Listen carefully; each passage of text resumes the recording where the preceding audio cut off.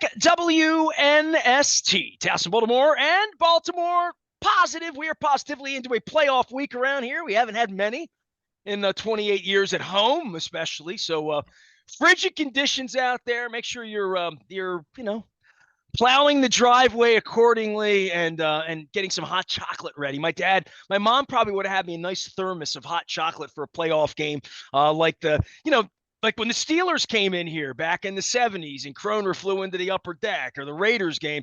We may have the first AFC championship game here. We're a 10-point favorite, 3 hours away from making that happen on Saturday since 1971. Our historian for all things.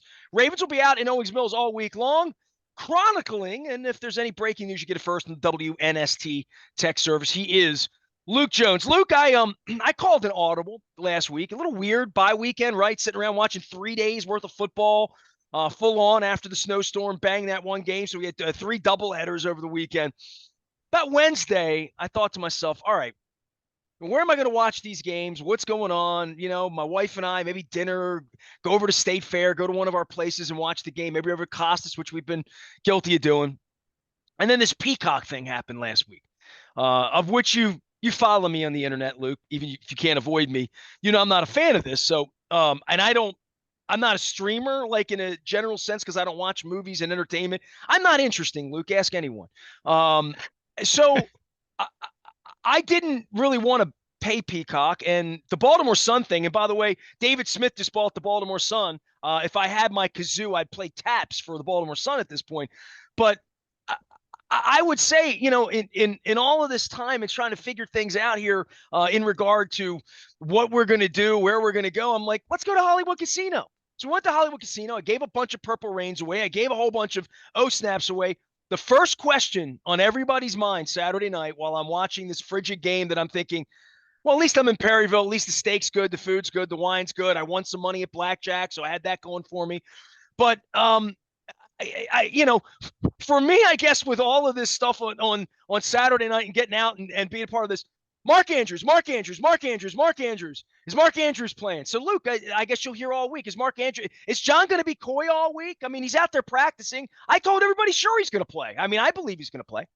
I'm not sure he's going to play this week, but I think the fact that he was on the practice field at the end of the bye week, albeit very limited. I mean, he went through individual. He was moving okay, but when he really tried to go at full speed, you could see the ankle is still an issue. I mean, this was kind of a 3-month injury, and it's been about 2 months. So you do the math there. But obviously, understanding it's a very short timeline here in terms of trying to play.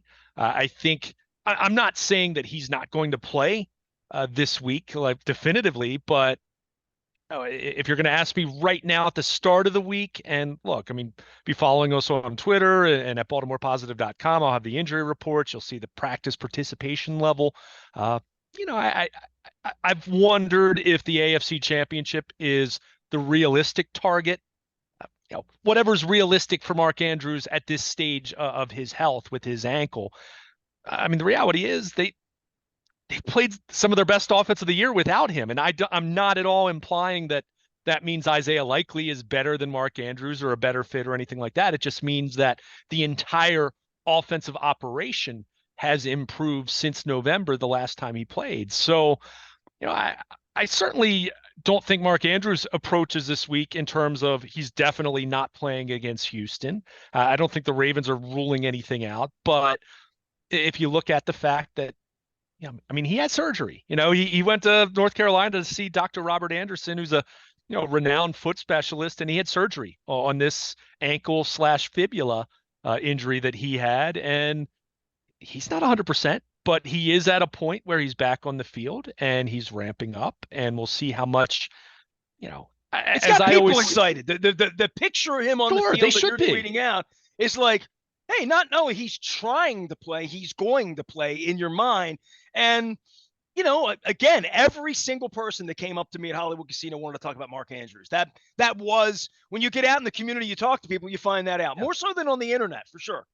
Yeah, no question about it. Look, I'm not at all suggesting he's not going to play. I just question whether it's going to be this week or whether the AFC Championship is the more realistic target. Or maybe even the Super Bowl, the way Rob Woodson did 30 years ago, Sure, right? sure. And look, I mean, from the moment that he was hurt, after that initial fear that he was done for the year and wasn't going to be able to come back, they did walk that back a little bit. John Harbaugh acknowledged a few days later, and when Andrews had the surgery, that hey, if we can make a deep enough run in the playoffs, yeah, he's got a chance to be able to get back. So a lot of it's going to be how the ankle responds this week. There's no question about that. I mean, like I said, you can tell, beyond the fact that it was heavily taped, you can tell that he's not 100%, but this isn't going to be a 100% proposition. I mean, this would not be a Mark Andrews, presumably. I mean, I'm making this assumption right now, but this would not be a case of Mark Andrews is going to come back and he's playing 60 snaps. I think this is a case of Mark Andrews comes back and he's available for some third downs. He's available in the red zone, right? So, and the way Isaiah Likely has played, they've been, like I said, they've haven't skipped a beat. And it's really a compliment to the entire offense and Lamar Jackson and Todd Monken and yes, Isaiah Likely. So we'll see how it goes this week. But I thought at the very least, the Ravens put him back out there last Friday with the idea that it gives Houston or whoever they were going to play in the divisional round more of an idea that, hey, we've got to be prepared for Mark Andrews here. We have to be ready for Mark Andrews. So we'll see how it plays out this week. But yeah, the fact that he's on the field already, he's going to give it a go at some point, whether it's going to be this week or next week, or to your point, they are making it to Vegas and the Super Bowl. But I think when you look at the timeline here, again, we'll see for Saturday, but I think this certainly bodes well for his availability for the AFC Championship at the very least. And we're just going to have to see how that ankle responds. I mean, that was a very serious injury, and we're talking about 2 months since he hurt it against the Bengals. So, again, what's the pain tolerance level? Where's the swelling with the ankle? How's he respond to some on-field practice work? We'll see how that all goes, but it was a great sign seeing him out there. And I'll throw this out there. Good to see him out there because I do have some concern, not that he won't play, but Zay Flowers has been dealing with a calf issue now for about 3 weeks. He sat out week 18, which no brainer. Of course you sit out, when they had everything locked up already at that point. Didn't practice at all during the bye week. And, I think, let me be clear again, I expect him to play, but is he 100%? Is this calf issue something that you got to watch out for? So with that in mind, yeah, you love the optimism of having Mark Andrews back on the field, just knowing that it's another highly trusted weapon for Lamar Jackson. He trusts Mark Andrews more than anyone, right? I mean, that's been evident for 5 years now. So good to see him back on the practice field. We'll see about Zay Flowers' practice participation this week. Marlon Humphrey had the calf issue that he sustained against the Dolphins. So, we'll be watching him. Odafe Owe dealing with an ankle that he hurt against the Steelers early in that Week 18 game. So, they've got some guys banged up, but the initial indication from John Harbaugh, for whatever it's worth, which isn't much, is optimism about those guys being ready to go against the Texans on Saturday. But again, we'll see over the course of the week, be checking the injury report. And as you alluded to, the WNST tech service will have the final injury report. And of course, game day inactive sent out 90 minutes prior to kickoff on Saturday afternoon. Luke Jones is here. You can find him out at Baltimore Luke. You can find him in Owings Mills, as he said. Okay, so if you're standing in Hollywood Casino, people come up to you, and they love to come up to you, and they say, what are you worried about, Luke? What's got you worried about this Texans team coming in? What's keeping Harbaugh awake this week, other than just the fact that they've effed this up before? You know what I mean? Like, Yeah. They have. And Lamar has been a part of that, and Marlon Humphrey and Justin. We go through the guys that were on the team, 4 years ago, and Ronnie Stanley. We go through all those guys. There are other guys new to the party. There are guys like you mentioned, Zay Flowers, just trying to get on the field, play in their first playoff game. Thoughts about what worries you? Has Roquan Smith ever played in a playoff game? I'm trying to think about this. Maybe not. I don't know. Last year. I mean, Last year. Last year, right? Okay, I'm just thinking like the Bears when you play on bad. I think he played in one with the Bears. I think he played in one. Yeah. So, but I mean, look, is there anything that worries me? Using the word worry, no, not really. But that said, it's football. The Texans are a good team. Are they great? No, I don't. I think they're another year away from being in that conversation, as I said to you in a previous conversation. But you've got to go out and play, and you've got to go out and play your best football. And if you don't, then this could be a different game. This could be a very uncomfortable game because this is a really talented football team, and they've got a lot of good young players, starting with their quarterback. So, from that standpoint, I want to see them start fast. Getting into the whole rest versus rust, all of that. Just come out sharp, right? Come out ready to play.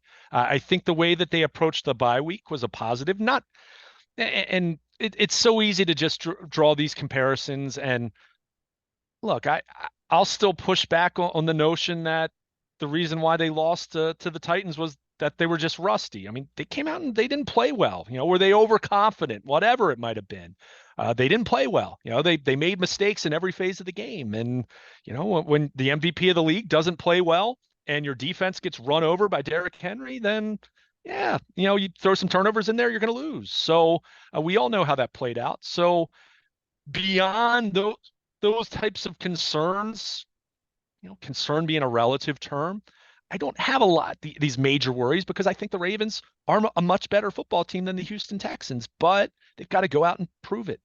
I think what makes me feel better about this matchup, knowing that the Ravens, a relative weakness has been their run defense. I mean, this is a Texans team that hasn't run the football particularly well all season. They popped a couple runs against Cleveland on Saturday, but it's mainly what? CJ Stroud throwing the ball to Nico Collins and throwing the ball to his tight end, throwing the ball to some of his complementary receivers. So the Ravens, the strength of their defense has been their pass defense, whether we're talking about coverage on the back end or bringing down quarterbacks, leading the league in sacks. So I think from that standpoint, I feel better than, talking about the potential AFC championship matchup where you have the Chiefs who can run the football. You have the Bills who can run the football, including with their quarterbacks. So, from that standpoint, I don't think this matchup, I think this matchup is a good matchup for the Ravens, understanding that the Ravens are the better team, against anyone that they're playing at this point in time on paper. But again, the longer layoff, the fact that Houston is in and has been in playoff win now, must win kind of mode for the last few weeks, I think that's where you take some pause. I don't think worry is the right term, but you take some pause and say, that's why I've said it's so critical for this team to start fast. I think if you start fast, you remind the Texans very quickly that, oh, yeah, we're playing the best team in the NFL and we're a good story, but winning the AFC South is not the same thing as having the best record in the NFL. So, beyond that, again, it's a Texans team that has talented players, but, they've dealt with injuries on the offensive line. I will give them credit. They protected CJ Stroud very well against that Browns front, and really it begins with Laramie Tunsil and his health and his availability. He got banged up at the end of that game. So, we'll kind of see what that looks like over the course of the week. But, it's a Texans team right now that's confident. It's a young, confident football team. And again, I'm going to be a broken record all week about this need to start fast. I mean, I said the same thing. You can go back and find it 4 years ago. That was my theme throughout the week. Start fast against the Texans or against the Titans. Sorry. Don't let them get into the running game with Derrick Henry. You do that, Ryan Tannehill will make some mistakes and will throw you the football. And I thought the worst thing that happened in that game is I remember, and again, my wife wound up in the hospital in the middle of the night that night. We think it was COVID. We had been in Asia. Like I haven't gone back and watched every minute of it, but all I remember about the beginning of that game is when they were going on those freaky deaky 4th and shorts that they were killing everybody on. They're not doing that. I mean, I feel like that game kind of got pissed away on a strategy sense of those 4th downs that they were just steamrolling everybody. That's possession.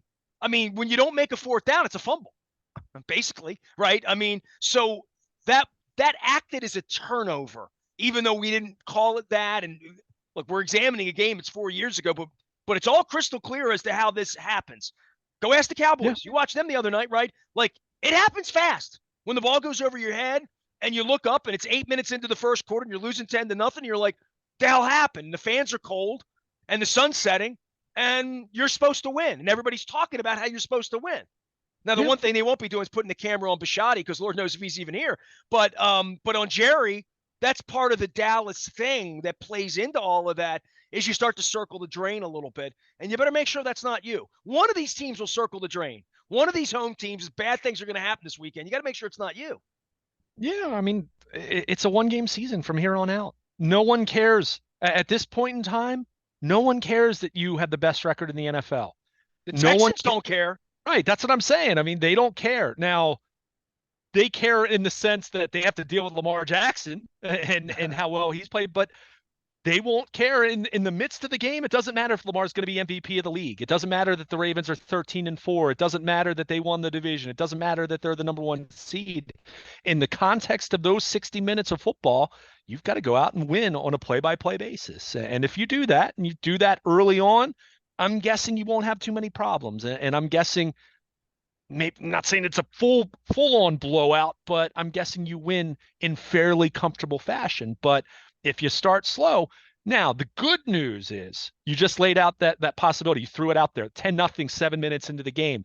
The good news is I think this offense is much better constructed now compared to 4 years ago to deal with that kind of a scenario, because we've seen it. We've seen them throw the football, and we've seen it despite the fact that they have the number one rushing attack in the NFL in terms of yards per game. We know that between the tackles, their schemed up running game hasn't been as dominant as it was 4 years ago with the Greg Roman led, offensive attack where they were running the ball and, being in a phone booth with 12 and 13 personnel and all that. They haven't been that kind of a style of offense. And, that they've had their moments, and certainly Lamar scrambling and leading the way, running the football as he still does, even if it's not as frequent as it used to be. It's still frequent, but this is a team that can play from behind. In fact, I even saw it. It was one of the success rates, one of the EPA, expected points added per play, measures. I forget which one it was, so I don't want to cite it incorrectly, but it talked about the fact that the Ravens actually had, I believe it said they had the best EPA for teams when they were trailing this year. Now, the Ravens didn't trail a whole lot, so that's not a huge sample, but it speaks to the fact that even those times where they did fall behind this year, they didn't panic. I mean, they didn't. So that's a good sign. These are all good signs. And the biggest difference now compared to 4 years ago is, you have a 27-year-old Lamar Jackson as opposed to 22, right? 22 turning 23. So, and the same applies for all their other players. I mean, these guys are more experienced. They've dealt with disappointment. They lost in 19. They lost against Buffalo in 20. Lamar Jackson wasn't out there last year, but they lost in Cincinnati. So they've dealt with a lot of losing in the playoffs. And what do you say? What do you always hear coaches and players say? That you either win or you learn. Well, they've learned a lot in the playoffs over the last few years because they've had these disappointments. So, from that standpoint, that's where I am much more heartened, much more confident in this football team. And I don't want to be disingenuous. I was very confident about the 2019 team. They were outstanding in the regular season. And that's where this is a reminder that you take some pause because, this team has a similar feel in terms of perception that they had 4 years ago, even if stylistically it's different. But maybe even more so because they played so well in December. Yeah, but they played. I mean, they won 12 games in a row to conclude 2019. I mean, again, and I'm not saying you, but I've heard some San Francisco and Miami at the end, and even Detroit. Now the way they steamrolled Detroit. Now that Detroit's a Final 8 team. Yeah. I mean, I know they beat the Rams that year, and it beat the 49ers in that year too. I mean, I hear you. If your argument is they played a more difficult schedule this year, yeah, I'll agree with that. That's fine. My point is, I've seen, and not you, I'm saying this in general, when I've seen people, and fans are doing this because they're trying to reassure themselves. I've seen people try to be dismissive of that team 4 years ago. That team was a great football team. And as much as I know you talked to Aaron Schatz recently, talking about DVOA and the all-time historic teams from using that analytics measure, this team is right up there in the top 4 or 5 of all time. But that team was pretty high on the list too. So the point is, everything you've done to this point, 13-4, leading the league in point differential, leading the league in takeaways, leading the league in sacks. Lamar Jackson going to be MVP, leading the league in rushing. I mean, go down the list of all the accolades, all the guys that have been named All-Pro and Pro Bowl and all those different things. None of that matters when you kick the ball off at 4:30 on Saturday. You have to go out there and play better than the Texans for 3 hours. Doesn't have to be perfect, but start fast, play well. Don't give a young team any semblance of hope that they have a real serious chance of winning the football game. If you go out and do that, then the Ravens should win this one in relatively comfortable fashion. But if they start slow, then the Texans are already feeling good after what they did against Cleveland. I mean, they blew out the Browns. They made the Browns look awful. But if you give them a chance to start fast and get an early lead on the road, to your point, with all the cold, some of the crowd noise is going to be muffled as it is. But if you start, the road team starts fast, crowd gets a little nervous, a little unsettled, probably not booing. I'm not saying that, but there's a nervous energy in the stadium. Then, boy, we're talking about a different kind of game over the course of 3 hours. So, again, it's a Texans team that, they've got some young players who don't know any better at this point, that they're not ready for this stage. They don't know that they're not supposed to be ready for this stage. So, you need to go out and, this just came to mind. The Ravens need to put them in their place, for lack of a better term, put them in their place. They're a 10-7 team that won a lousy division. Whereas the Ravens are the best team in football and had the best record in the league against a really challenging schedule and playing in what a lot of people regarded as the best division in the NFL this year. So, go out and establish your dominance, right? Go out and play great football right off the bat. And if they do that, then I'm guessing the second half will be much more of a celebration, thinking about that AFC Championship game being played in Baltimore for the first time in over 50 years. He is Luke Jones. He is Baltimore Luke. He's going to be out in Owings Mills. We're going to be talking football here all week long. We got great guests. We had football all last week. We had 3 Hall of Fame voters, former Ravens, celebrities, people checking in. The most important thing we're doing here this month actually happens next month. Starts February 5th. We used to do Radio Row by going to the Super Bowl. This year, we're going to offer you a cup of Super Bowl with our friends at the Maryland Lottery in conjunction with our friends at Window Nation and Jiffy Lube. We're taking this thing out on the road beginning on the 5th of February. I'm wearing my Coco's Established 1985 shirt with my little parrot on it. We're going to be there on the Wednesday, the 7th of February, beginning the 5th of February at Lexington Market at Faley's. We're going to be live 8 hours a day, 9 to 5. I'm going to be giving more information next week. We're going to be doing this for the Maryland Food Bank. We're going to ask you, all of you, even your mom and your sister and your brother-in-law and your brother, your cats. We're going to have all of them contributing to make the city better. So that's going to be on February 5th. We are calling it a cup of Super Bowl week, and we'll be telling you more about it. So Monday at Fadley's, Tuesday we're going to be at Costas. Wednesday we're going to be at Coco's. Thursday we're going to be at State Fair in Catonsville, and on Friday we're going to be at Pappas in Cockeysville. That'll all be brought to you by our friends at the Maryland Lottery. I'll have the fresh scratch-offs. I was giving these out at Hollywood Casino. The women are like, they smell like gingerbread. They still smell like gingerbread. So even though the holidays are over with, we've gotten through Martin Luther King Day, and we've got a Festivus Day coming up, the gingerbread is still on with the Maryland Lottery. I'll have some freshies, though, and some peppermint payouts as well. We had some winners up at Hollywood Casino. So thanks, everybody that came out. I gave some books out. I won some money in blackjack. Joe Flacco didn't do as well as I did, but, it was a thing.